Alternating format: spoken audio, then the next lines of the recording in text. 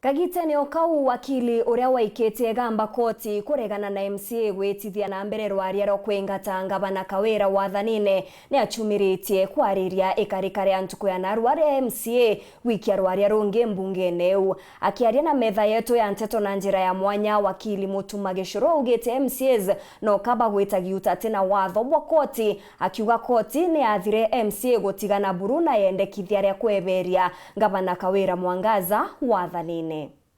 Yeto mbetawa Elias MUTUMA ini wakiri wa gavana Kawira mwangaza bukurikana kiumia kiathira aikoti Meru niombere kurungika impeachment motion iria yentite gukarika county assembly Meru na yauga ikueja na kirana gichungu twita conservatory orders kumanisha county assembly Meru itwatere kwariria mantu ya impeachment ye gavana Kawira munkariria kesi iria twaikiri kotini ikarirwa. Kesi hiyo yangu ikathikirwo tariki 23 mweri wa January mwaka jo twitite na naro nkuigwa county assembly bakuwasilisha motion jura bagweta jo mweru jwa kuimpeach governor.